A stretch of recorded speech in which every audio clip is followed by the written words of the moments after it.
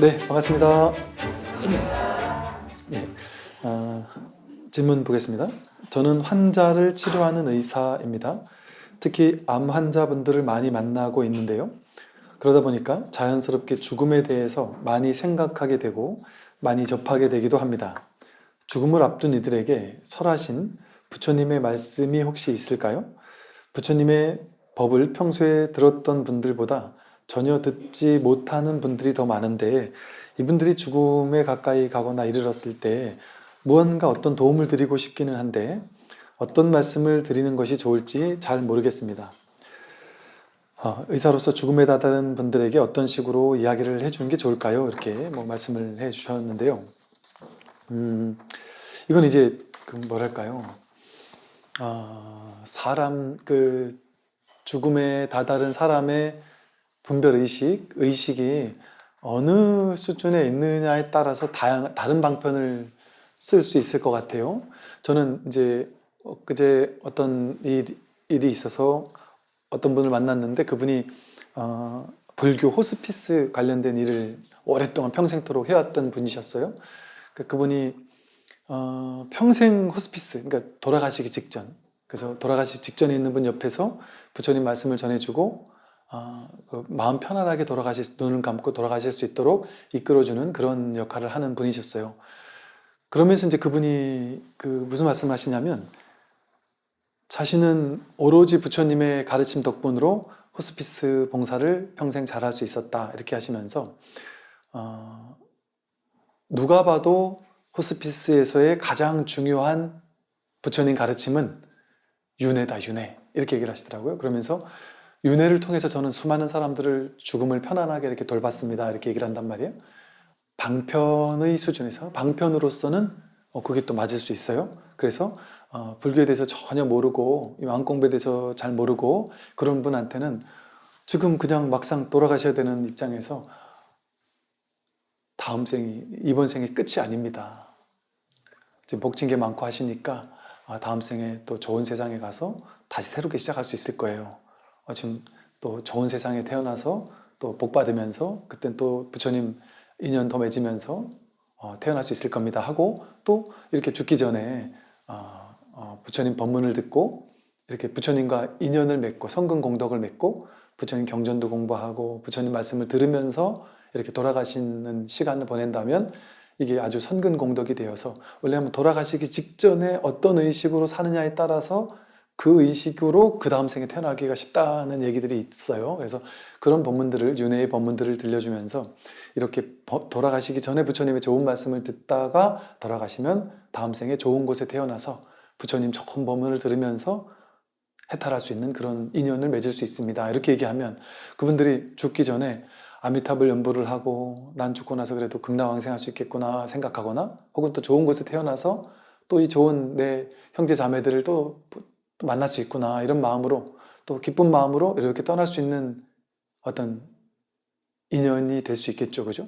어차피 이게 법이라는 걸 잘 모르는 분들 같으면 그런 방편으로 얘기해주면 죽음이 뭔가 그래도 좀 편안해질 수 있을 거 아니에요? 그런 어떤 방편을 설명해 주는 게 이제 하나의 호스피스 방법이 될 수 있어요. 근데 사실은 저는 그 얘기를 딱 듣고 나서 사실은 잠깐 멈칫하면서 깜짝 놀랐어요. 그래서 저렇게도 할 수 있겠구나. 호스피스를 저렇게 할 수 있겠구나. 그래서 저럴 수도 있겠네, 이런 생각이 먼저 들었어요. 근데 그 이유가 뭐냐면, 저는 어떻게 생각했냐면, 호스피스를 이렇게 하신다길래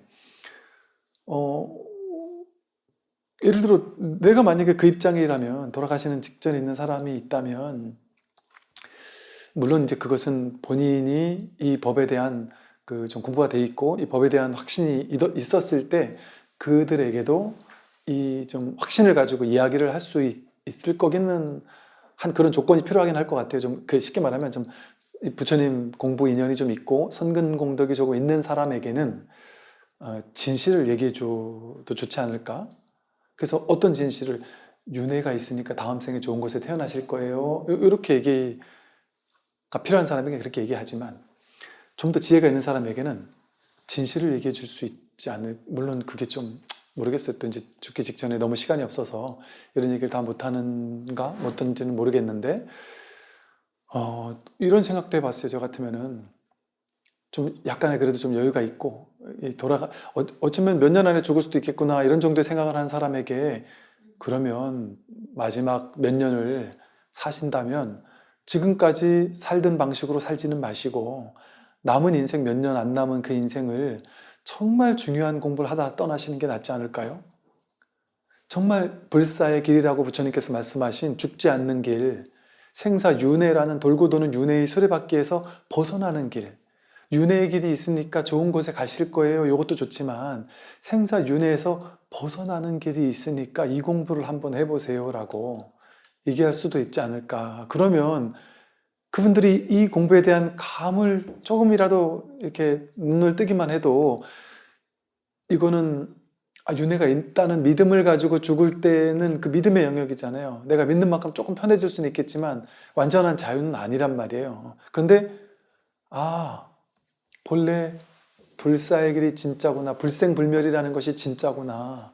나는 죽을 수가 없구나. 나는 태어난 적이 없구나. 이 몸뚱아리만 왔다 가는 거구나. 인연 따라. 몸뚱아리야 뭐 갓난아기 때 몸은 10대 때 다 없어졌고 10대 때면 20대 때 다 없어졌을 것이고 몸은 끊임없이 왔다 갔다 하는 것이고 성격, 개성, 오온이 다 왔다 갔다 하는 거여서 나라는 게 고정된 게 정말 없구나. 내가 죽고 났을 때 이 몸은 모였다 흩어 지금까지도 살아있을 때는 몸이 안 흩어졌어요. 살아있을 때도 몸 계속 죽었잖아요. 성격도 계속 달라졌잖아요. 삶에 놀라운 뭐 직장도 한번 변화되고 뭐 끊임없는 변화가 있었잖아요. 그러니까 계속 달라지는 거예요. 삶은 원래 계속해서 끊임없이 오고 가는 거란 말이죠. 오고 가는 것이 중요한 것이 아니라 오고 가는 모든 것을 드러내고 있는 오고 가지 않는 이 근원, 바탕, 진정한 자기가 있다라는 사실을 얘기를 해주어서 걱정할 필요가 없습니다. 죽는다라는 것이 하나의 생각이고 분별 망상일 뿐이지 우리의 본성은 죽을 수가 없습니다. 우리가 나온 자리가 이 자리고 우리가 돌아갈 자리도 이 자리여서 이 자리는 무한한 허공법신의 부처님의 자리여서 본래 부처의 자리에서 온 사람이 어디로 돌아갈 거예요? 돌아가 봐야 부처 자리밖에 더 돌아가겠습니까? 그래서 좀 강렬하게 말을 한다면 죽는 일이 곧 해탈이다. 부처님께서 살아계실 때는 유여의 열반이라고 아직 뭔가 남음이 있는 열반이라고 했다가 돌아가시는 그 순간을 무여의 열반이고 반열반, 완전한 열반이라고 왜 했겠습니까? 그 부처님에게만 해당된 얘기겠습니까? 우리가 부처인데 부처님은 우리가 모두가 본래 부처라는 걸 깨닫게 하기 위해서 오신 분인데 그럼 우리가 부처와 둘이 아니다라는 진실을 설하는 게 불교인데 부처와 내가 다르다라고 전제할 수가 없는 공부예요. 그 부처님에게 돌아가신다라는 것이 죽는 인연이 반열반이듯이 우리에게도 죽는 인연은 반열반이에요. 그 괴로운 어떤 일이 아니란 말이에요. 이 몸이 나라고 생각하는 그 망상을 믿어온 사람에게만 죽는 게 서글프고 괴로운 일이지 불생불멸을 깨닫는 사람에게라면 죽음은 전혀 괴로운 일이 아니에요.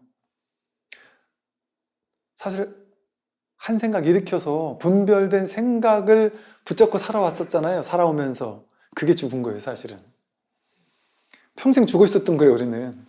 분별 망상 속에 있으니까 죽어 있었던 거죠. 그래서 어떤 큰 스님이 돌아가시기 전에 내가 80을 넘게 살았지만 평생 깨어있는 걸 시간으로 따지면 1년도 못 살고 죽은 것 같다. 대단하신 분이죠. 1년이나 살았으면. 일반 중생들은 어떻겠어요? 80을 넘게 살아도 몇 년이 뭐예요? 몇 시간? 며칠을 깨어있는 삶을 살까요? 항상 분별 속에서만 산단 말이에요. 분별 속에 사는 건 살아있는 게 아니라 죽어있는 거예요. 업장만 늘리며 사는 거예요. 오염만 시키면서 사는 거예요. 그래서 비록 100년을 살지라도 업장만 늘리며 사는 것, 분별 속에 사는 것은 엄청난 업장만 늘리는 거지만 비록 한순간을 깨어있더라도 한순간에 깨어있으면 그것이 천년의 보배다. 이런 법문이 있거든요. 그러니 죽는다고 해서 괴로움 속으로 가거나 뭔가 내가 죄를 졌으니까 나쁜 쪽으로 윤회하지 않을까 뭐 이런 근심 걱정을 하거나 그렇게 얘기해서 그러나 복 많이 졌잖아요. 좋은 데 가실 거예요. 이런 얘기를 할 필요가 없어요. 본인 스스로 그런 얘기를 하면 더 뜨끔할 수도 있어요. 내가 옛날에 남들은 모르는 못된 생각은 많이 했는데 결국은 내가 죽고 나쁜 데 간다는 소리네 이렇게 들을 수도 있어요. 혹은 그게 또 달리 들릴 수도 있어요. 내가 지금까지 벌어놓은 전 재산 죽기 전에라도 좋은 데 써야 된다는 얘기인가? 이게 약간 삿되게 써먹으려면은 그렇게 써먹을 수도 있을 거 아니겠어요.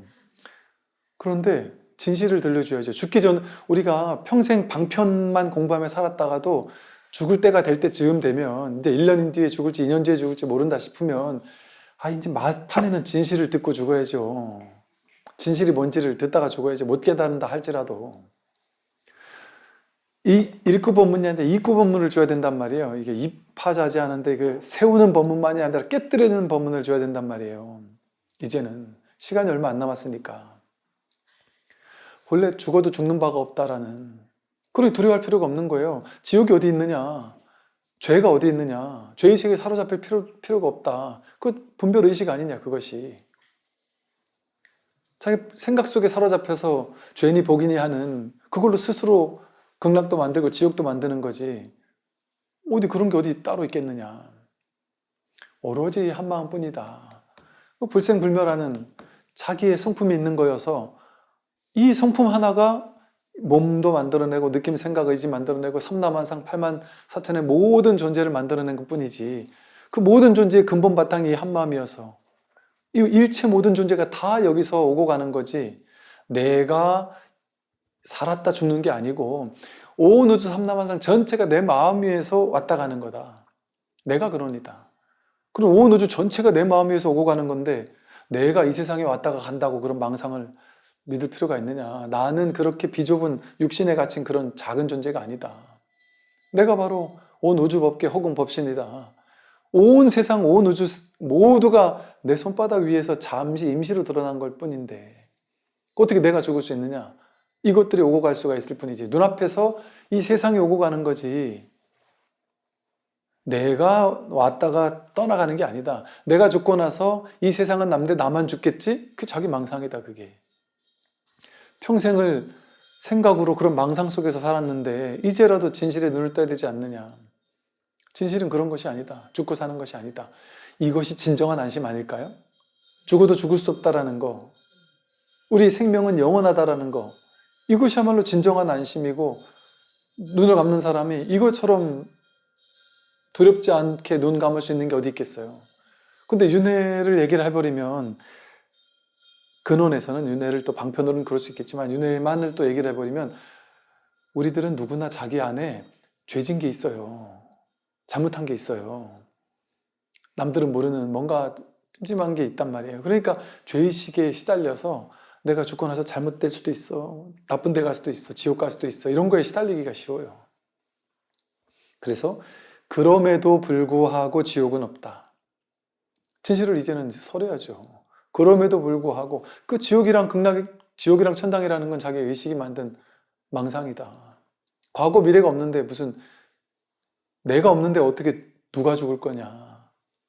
이 진정한 자기에는 불생불멸이고 불구부정이고 부중불감인데 여기 무슨 나고 죽음이 따로 있을 수 있겠느냐.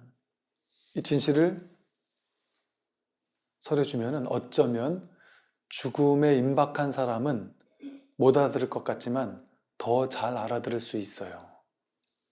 신기하게 이 공부를 많이 했던 사람만 이런 법문을, 수세간의 법문을, 직지의 법문을 알아듣는 게 아니에요. 신기하게 처음 듣는 사람도 뭔가 들을 기가 있는 사람은 한순간에 훅 들어와 버려요. 여기 마음을 확 열어버려요.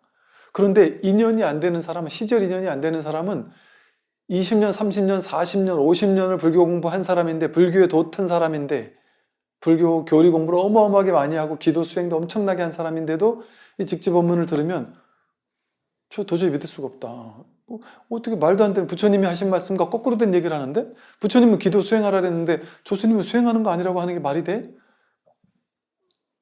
과거 윤회가 있다고 했는데 조스님은 윤회가 없다라고 하는 식의 얘기를 하는 것 같은데 그게 말이 돼? 그렇다고 제가 또 윤회가 없다라고 단정진 적은 또 없어요. 윤회가 있는 것도 아니고 없는 것도 아니라고 했었을 뿐이지. 그러니까 분별 의식 속으로 질문하면 분별에 대한 답을 해줘요. 윤회가 있다는 얘기를 해줘요. 분별 아닌 걸 질문하면 윤회가 없다고 답을 해준단 말이에요. 근기에 따라서 맞춰서 응병요약으로 방편을 쓰는 것뿐이지 윤회가 있다라고 정한 적도 없고 없다라고 정한 적도 없어요. 그래서 이렇게 죽음을 앞두신 분들일수록 정말 진실이 무엇인지에 좀 한 발 성큼 다가서는 것이 중요하겠다는 생각도 들었어요. 오늘 이제 그 6조 단경 진도를 조금 더 보겠습니다. 지난번에 보고 듣는 인연을 떠나지 않으면서 단번에 연등불의 지위에 오른다 그랬습니다. 지금 여러분이 주어진 자신의 삶의 조건, 자신에게 주어진 인연의 조건이 정확하게 나를 깨어나게 할 수 있는 가장 완전한 조건이에요.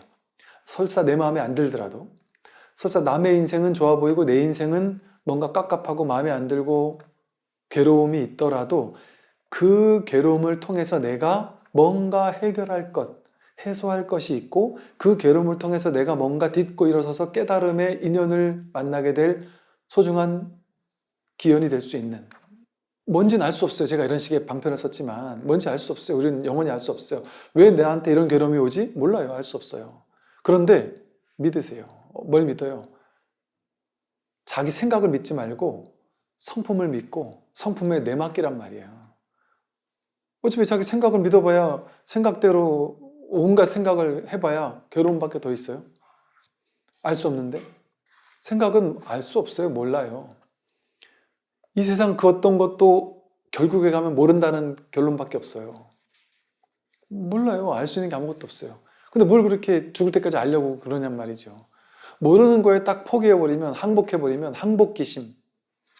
완전히 항복하는 거예요. 그냥 내가 생각으로 알려오는 그 생각을 탁 내려놔 버리고 모든 거 그냥 턱 맡겨버리는 거예요. 부처님께 모든 걸 공양 올려버리는 거예요. 그렇게 해버리면 삶이 완전히 자유로워지죠. 내가 살아가는 게 아니거든요, 원래가. 내 생각을 가지고 내가 내 생각대로 산다고 생각하니까 이렇게 돼야 돼, 저렇게 돼야 돼, 이렇게 안 되면 괴롭고 저렇게 안 되면 괴로워. 이게 생긴 거예요. 근데 삶에는 본래 진실밖에 없어요. 뭐가 진실이에요? 현실이 곧 진실이에요. 나에게 어떤 식으로 인연이 펼쳐지더라도 그 펼쳐진 그 인연이 가장 80억 인구 가운데 딱 나에게 적합한 인연을 나에게 가장 적절한 조건으로, 깨어나기 가장 적절한 조건으로 맞춤식 깨어남의 장이 바로 내 인생인 거예요. 그러니까 왜 하필 나는 이런 남편하고 만났을까? 이게 아니고 딱 요 남편을 만나야 되는 거예요. 딴 남편 만났으면 안 돼요. 요 남편을 만났어야 돼요. 아무리 마음에 안 들어도. 그걸 왜 그랬을까 하면 그거는 자기 생각 따라가는 거예요. 왜 그런지 난 알 수 없어. 그러나 이것이 인연이고 이걸 귀하게 받아들이면 이 속에서 나는 깨달을 수 있어. 그 인연을 떠나지 않으면서 깨닫는 거예요. 인연을 자꾸 내 뜻대로 바꿔가지고 바꾸는 능력 있는 게 깨달음과 가까이 가는 사람이 아니에요. 현실을 바꾸지 않으면서 있는 그대로 내두면서도 깨달을 수 있다. 그리고 현실을 바꾸려면 마음껏 바꿀 수도 있어요. 그러나 거기에 바꿔야 된다는 집착은 없는 채로 바꿀 수도 있고 바꾸지 않을 수도 있죠. 뭔도 상관이 없어요. 내 이제 그대를 위해 설하니 잘 듣고 믿어 영원히 미혹하지 말아라. 마음 밖으로 배우려고 치달려 구하지 않으면 하루 종일 깨달음을 설하게 되리라. 너가 아무리 능가경을 1000번 넘게 보고 수많은 사람에게 아무리 능가경에 대한 법문을 한다 할지라도 너가 깨달음을 구하면서 마음 밖으로 배우려고 치달려서 구하기만 한다면 마음 바깥으로 깨달음을 치달려 구하는 것 자체가 자신이 깨닫지 못하는 것을 뜻하고 또 치달려 바깥으로 구하는 것 자체는 딴 데를 보고 있는 거예요. 지금 자기로 돌아오지 못하고 귀의하지 못하고 바깥으로 시선이 쏠려가지고 떨어져가지고 바깥 경계에 떨어져가지고 여기에 깨달음이 있나? 저기에 깨달음이 있나? 어디 히말라야 가야 깨닫나? 명상센터 가야 깨닫나?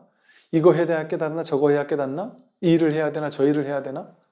이렇게 치달려서 바깥을 향해서 어딘가를 향해서 치달려 구하는 마음은 뭐예요? 지금 본래 구족되어 있는, 원망 구족되어 있는, 지금 여기 눈앞에 언제나 100% 드러나 있는, 원망 구족되어 있는 자기를 보지 못하게 할 뿐이죠. 자기가 누가 그렇게 치달려 구하고 있어요. 자기라는 망상이 아직도 중심이 되어가지고 공부를 하고 있는 거예요. 구도자라는 망상을 쥐고 있는 거예요. 세속적인 걸 추구하다가 이제 세속적인 걸 추구하던 그 사람이 대상만 바꿔가지고 출세관을 추구하고 있는 거죠. 똑같은 추구심이에요. 똑같은 자아가 살아있는 거예요. 그런데 구도자라는 자아, 수행자라는 자아가 더 위험한 자아일 수도 있어요. 왜냐하면 구도자라는 자아를 덮어 씌우면, 자기와 동일시해버리면 세속적인 사람들을 무시해요. 속으로, 영적으로 저 수준 낮은 것들.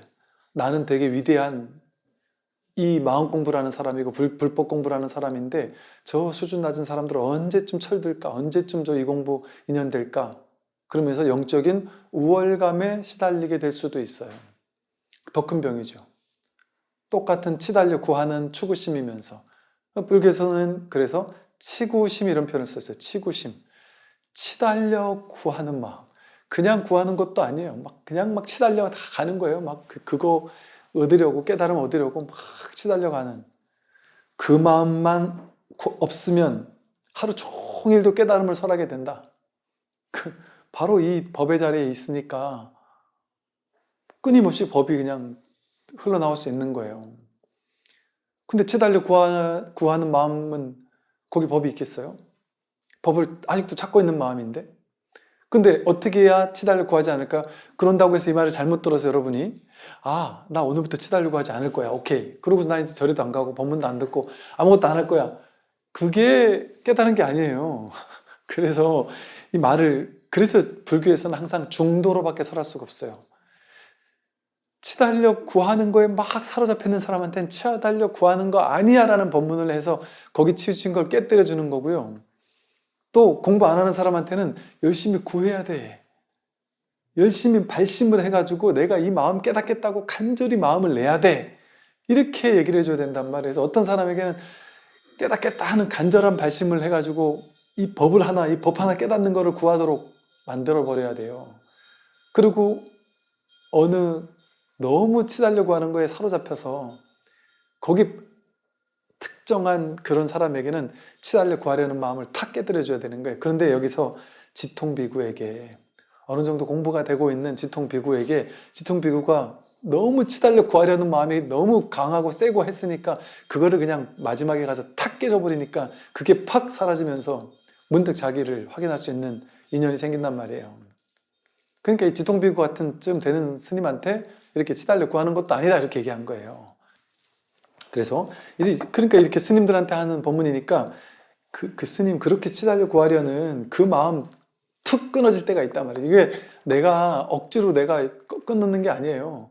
계속 구하다 보면은 구해도 안 되는 데서 그냥 확 포기가 온단 말이에요. 확 포기가 오는 데서 그냥 저절로 확 그냥 깨달아지는 순간이 오고 깨달아지는 순간이 오면 구한 게 아니에요. 구하던 걸 비로소 구했다 하는 일이 벌어지는 게 아니고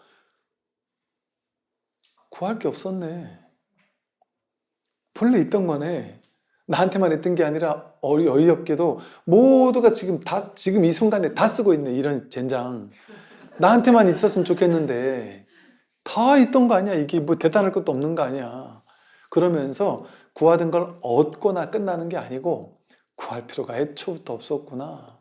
그러니까 구하려는 마음이 사라지는 거예요. 그러니까 구하는 결과 얻는다 이렇게 얘기하지 않아요. 그냥 구하는 마음이 사라지는 저절로 사라진단 말이죠. 구하는 마음이 사라지는 그걸 귀하게 여긴단 말이죠. 그래서 이 공부가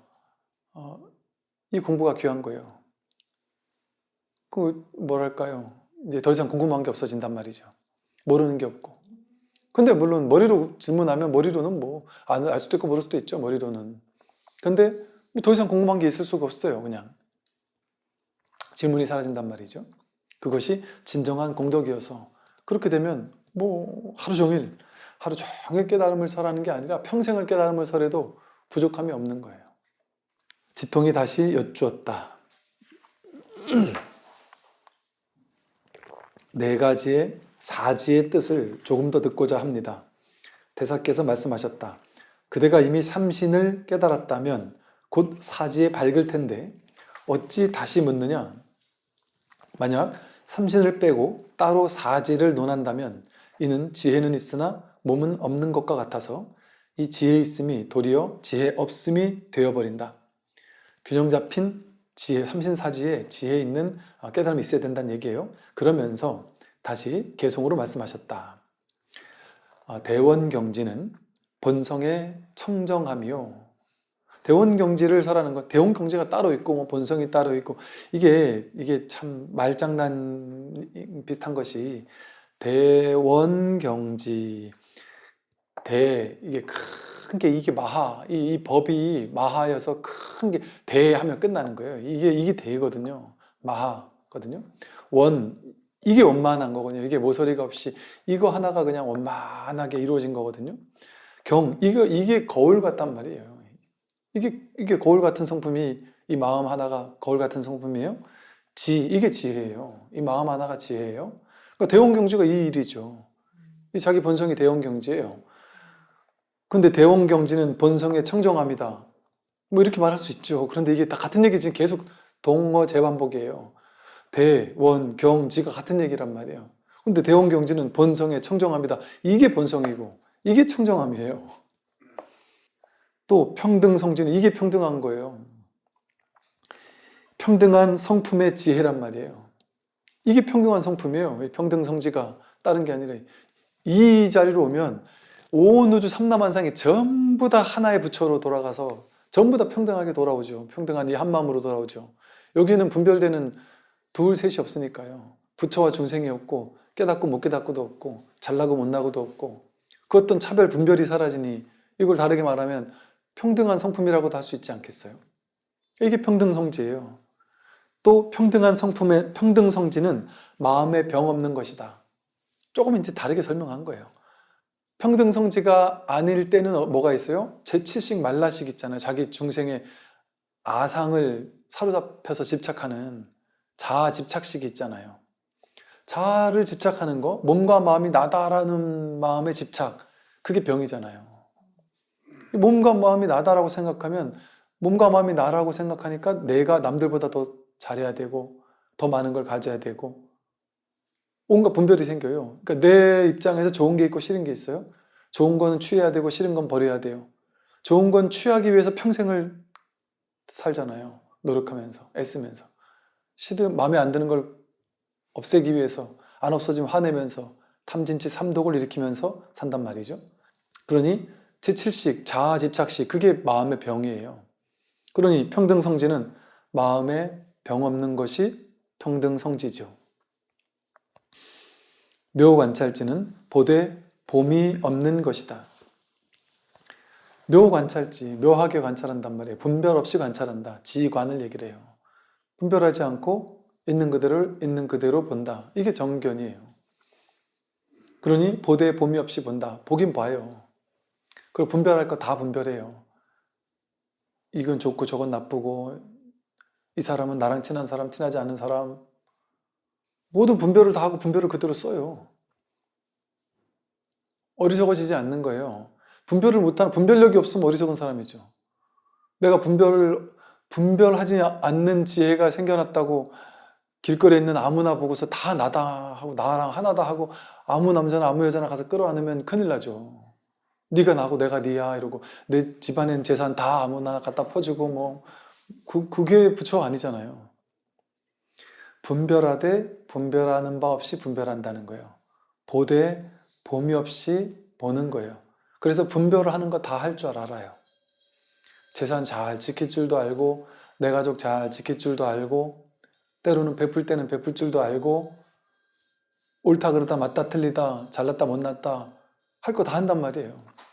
다 하면서도 그 어디에도 과도하게 실체적으로 집착하지 않아요. 치우치지 않고. 그러니까 분별을 쓰는 거죠. 그냥 자유롭게. 어떤 분별에도 끌려다니지 않은 채로. 또 성소작지는 둥근 거울과 같다. 성소작지 하면은 보는 것 보자마자 분별하고 듣자마자 분별하고 냄새 맡고 맛보고 감촉 느끼자마자 네 분별하면서 보이는 거 끌려다니고 들리는 소리에 끌려다니고 좋은 소리 들으면 행복했다가 기분 나쁜 소리 들으면 괴로웠다가 하고 내가 사는 데가 뭔가 모르게 냄새 나는 곳에 있고 냄새 나는 걸 보면은 뭔가 찝찝해하고 기분 나빠하고, 냄새 나는 사람 보면 벌써 인상 쓰고 싫어하고, 또 좋은 맛을 보면 또 행복했다가, 어떤 사람은 밥 먹으러 갔다 밥 먹고 나서 막 화를 욕을 하면서 나오는 사람들이 있어요. 맛에 진심인 사람은 맛있다 그래가지고 1시간을 찾아가서 맛집 가서 먹었는데 생각보다 맛이 없었다. 그게 욕을 할 일은 아니지 않나요? 그런데 또 그런 사람도 있죠. 맛에 집착을 하게 되면. 이렇게 평생을 보고 듣고 느끼고 알고 눈 깊고 혐오에 끌려다니면서 살다가 그냥 둥근 거울처럼 바뀌는 거예요. 보는 보이는 게 끌려가는 게 아니라 보는 걸 그냥 이렇게 비추는 자리에 있고, 들리는 소리를 따라 좋다 나쁘다 분별하는 게 아니라 그냥 있는 그대로 들을 뿐. 이게 거울의 자리예요. 비추는 자리. 냄새 맡을 때도 맛볼 때도 그냥 냄새를 있는 그대로 비추고, 맛을 있는 그대로 드러내 비추고, 감촉을 있는 그대로 비추는 거울과 같은 이 성품의 마음에서 보고 듣고 맛보고 감촉 느끼고 하는 모든 것을 이 자리에서 한단 말이죠. 그러니 뭐 처음부터 그게 다 같은 얘기들만 계속 하고 있는 거예요. 왜냐하면 오로지 한 법밖에 없으니까. 마음 하나밖에 없으니까. 이걸 이렇게도 설하고 저렇게도 설하는 것이죠. 육식, 칠식, 오식, 육식, 칠식, 팔식의 인연이 돌고 돌지만 다만 이름과 말을 그렇게 쓸 뿐 거기에 참된 자성은 없다. 그러니까 우리가 이렇게 전오식이니 육식이니 칠식이니 팔식이니 이렇게 얘기를 했잖아요. 그러면 우리는 공부할 때, 교리 공부하는 사람들은 전오식이라는 걸 딱 범주를 정해가지고 요만큼은 전오식. 전오식은 성소작지로 바뀌어야 돼. 그럼 성소작지를 공부해요. 성소작지를 막 공부해서 교리적으로 공부해가지고 전오식이 성소작지로 바뀌어야 돼요. 눈으로 보는 분별이 성소작지로 바뀌어야 되고, 또 이제 의식은 묘관찰지로 바뀌어야 되고, 또 자아집착식은 뭐 평등성지로만 바뀌어야 되고, 그럼 평등성지와 묘관찰지 뭐가 다르냐, 뭐 성소작지와 무슨 뭐 대원경지 뭐가 다르냐, 이런 걸 머리로 구별하니까 그걸 구별해야만 되잖아요. 학문에서는. 왜 학문이라는 건 뭐예요? 이것과 저것의 차이를 연구하는 학문이잖아요. 그럼 거기는 말, 의미, 개념이 의미를 지니잖아요. 근데 이 공부는 개념, 말, 언어가 끊어지는 공부거든요. 그런데 그런 경계가 따로 있겠어요? 이렇게 중생의 분별에 따라서 어쩔 수 없이 방편으로 5식, 6식, 7식, 8식이라는 분별을 쓰긴 썼지만 이럴 수 있는 측면이 있잖아요. 그런 게 실제 있어서 쓴 게 아니고, 이런 측면에서는 이렇게 얘기할 수 있겠구나, 5식이라고 할 수 있겠구나. 그런데 육식, 의식이라고 했지만 내가 보자마자 분별하고 듣자마자 분별하고 뭐 또 내 혼자 생각으로 분별하고, 그러네, 전오식도 있고 육식도 있네. 그런데 가만히 생각해 보니까 그 모든 의식이 일어날 때 항상 자아집착식, 내 위주로 생각하는 그 분별이 그 밑에 근저에 쫙 깔려 있네. 그걸 그럴싸하잖아요. 그게 맞잖아요. 그러니까 그걸 누군가가 확인하고는 칠식을 이름 붙인 거예요. 이름 붙인 거. 그게 어디 있지? 위치가 어디? 칠식의 위치는 어디예요? 뭐 가슴에 있어요? 전오식은 눈에 있고 귀에 있고 코에 있겠죠? 의식은 뭐 뇌에 있겠죠? 제7식은 가슴에 있을까요? 제8식은 그럼 어디 있지? 이런 식으로 교리로 따지면은 뭔가 이게 뭐 주처를 찾을 날에 어디 있는지, 얼마나 한지, 크기가 어떤지, 그런 뭔가를 실체화시켜가지고 말로 이렇게 하려고 해서 안 된단 말이에요. 그래서 사실은 제가 처음에 교학을 공부하다가 처음에 선 법문하는 스님들 법문을 듣다 보니까 약간 전부 다 모든 교리를 전부 다 뭉뚱그려 대충 얘기를 하는 거예요. 이렇게 정교하게 교리 해설을 안 하는 거예요, 이분들이.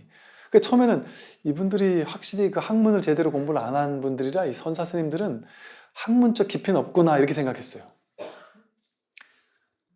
그게 그런 학문적인 전오식, 육식, 칠식, 팔식이 따로 있지 않기 때문에 그래요. 그러니까 선사 스님들이 이런 얘기를 하는 거예요.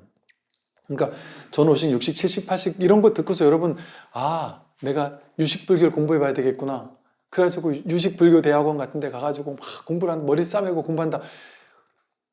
좋은 일인데 그 머리 아픈 일을 굳이 뭐 안 해도 괜찮단 말이에요.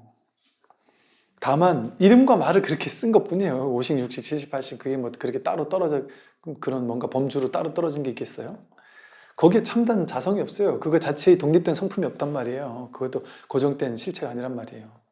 만약 돌고 도는 곳에 정을 두지 않으면 이 오식, 육식, 칠식, 팔식이 돌고 돈다 그랬잖아요. 보자마자 분별하고 보자마자 분별한 거 가지고 야 너는 좋아 보이니까 넌 나랑 친했으면 좋겠어 하고 가서 막 말도 하고 행동도 하고 온갖 일을 만들어내잖아요. 행동을 만들어내고 사건을 만들어내고 그게 돌고 도는 거예요. 윤회 수레바퀴가 돌고 도는 거예요. 좋아하는 건 계속 취하려는 일들을 만들어내고 싫어하는 사람은 평생 꼴 보기 싫어서 안 보려고 하는 일을 만들어내고 어떤 사람은 층간소음에 막 학을 뗀 사람은 층간 죽어도 아직 아파트는 못 산다고 생각하면서 그냥 단독주택만 사는 사람도 있죠.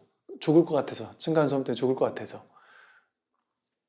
그 한 생각 그 업식 하나가 평생을 어떤 하나의 행동은 못하게 만들 수도 있잖아요. 그러듯이 자기 어디에 걸려있느냐의 업식에 걸려있는 거에 따라서 자신의 돌고 도는 현실이 달라져요. 어떤 사람은 이런 삶을 살고 어떤 사람은 저런 삶을 살고 쳇바퀴 돌듯이 자기가 돌고 도는 그 한계 안에서 돌고 돌면서 삶의 모양을 만들어내고 산단 말이죠. 그런데 그 돌고 도는 온갖 다양한 모양이 벌어지잖아요. 거기에 정을 두지 않으면 정이 뭐냐면 정식이라고 해서요. 쉽게 말하면 어떤 느낀 감정과 어떤 생각과 의식이 이 의식을 하나로 선하는 거예요. 우리 쉽게 말하면 어떤 사람과 정이 든다 내지는 어떤 그 정이 깃든다 이러면 그 정에 얽매여 가지고 뭘 제대로 보지 못하고 저 사람과 나와는 특별한 인연이다. 뭔가 어떤 정으로 얽힌 인연이다. 그것도 자기 하나의 분별이잖아요. 근데 그 분별 속에 감정이 개입된 분별이잖아요. 그러니까 분별 의식 속에서 뭔가 어떤 인연, 정, 뭔가 따뜻함 뭐 이런 것들이 이렇게 개입돼 버리면 거기에 이제 그 분별 의식에 이제 정이 같이 붙어가지고 그게 딱 붙어서 떨어지질 못해요. 그래서 이런 게 있죠. 절에 다니는 사람들도 정으로 다니는 사람이 있잖아요. 법으로 다니는 게 아니라 정으로 다니는 사람 있죠. 정 때문에 친구가 가니까 어쩔 수 없이 그 친구 따라 그 절에 가는 분도 있고 어떤 사람은 친구가 아무리 좋아도 아 거기 방편 법문은 내가 이제 들을 만큼 들어서 거기 다녀봐야 내가 그렇게까지 크게 나아질 것 같진 않다 싶으면 정은 뚝 떼버리고 나는 그냥 법 따라간다. 그 법을 보고 가는 거지 너무 정만 보고 다니면 그 정식을 떼지를 못해 졸업하지를 못해요. 그 모든 게 여러분들이 이게 뭘 해도 정에 끌려다니면 바른 걸 못 봐요. 하다못해 누가 그래야 돼요. 전에 그 어떤 그 저기 부동산 전문가분이 그 얘기를 하시는 거예요. 그 제가 그분 덕분에 우리 누가 이렇게 우리 절을 할 땅을 기증해 준다고 했는데 그분이 부동산 전문가라 하시길래 그 땅을 좀 봐달라고 그래서 그 땅에 절을 질 수 있는 땅이냐 했더니 그분이 이래저래 알아본 저한테 스님 그 땅은 받아도 절을 짓기는 어렵겠는데요. 그 쉽지 않은 땅이에요. 그래서 안 받으시는 게 낫겠어요. 이러면서 이런저런 얘기를 했는데 그 땅 너무 이렇게 뭐 미련 갖지 마세요. 이러면서 이제 하는 얘기가 이제 그런 얘기를 하는 거예요. 사람들이 집에 정을 붙이면 큰일 난다는 거예요. 집은 그냥 인연 따라 잠깐 사는 곳이지. 이 집이 좋아 하고 여기 정을 붙이고 살면 하다못해 재테크하는 사람도 그렇대요. 이게 쉽게 말해서 좀 오를 만한 데 가야 돼. 자기네들은 재테크 관점으로 보니까 오를 만한 데로 가야 되는데 여기에 너무 사랑에 빠지면 정이 생겨버리면 오를 만한 데가 뻔하게 보여도 못 간다는 얘기를 하더란 말이죠. 이게 우스개로. 그러니까 그거와 똑같이 이게 어디든지 뭔가에 정이 붙어버리면 그 분별 의식에 정까지 붙어버리면 그 정 때문에 그놈의 정 때문에 할 일도 못하고 이런 일이 생길 수 있죠. 그와 비슷해요. 돌고 도는 온갖 인연들이 끊임없이 돌고 돌잖아요. 50, 60, 70, 80으로 이런 사람 만나고 저런 인연 만나고 이런 분별하고 저런 분별하면서 온갖 사람들을 만나는데 그 온갖 분별 의식이 돌고 도는 와중에 거기다 정을 딱 붙여버리면 더 깊이 빠져들어요. 더 깊이 이렇게 사로잡혀요. 사실은 부모 자식도 남편 부부도 인연 따라 만났다가 인연이 다하면 헤어지는 게 인연이잖아요. 100년 뭐 그렇게 길어요. 이 100년 동안만 부모 아니에요? 여러분 다음 생에 다른 부모 태속에서 태어나면 그때 그분을 부모로 삼을 거 아니면 전생 부모를 부모로 삼을 거예요? 인연 따라 잠깐 부모인 거죠. 부모 자식도. 근데 이게 정에 얽매이면 뗄 때 못 떼요.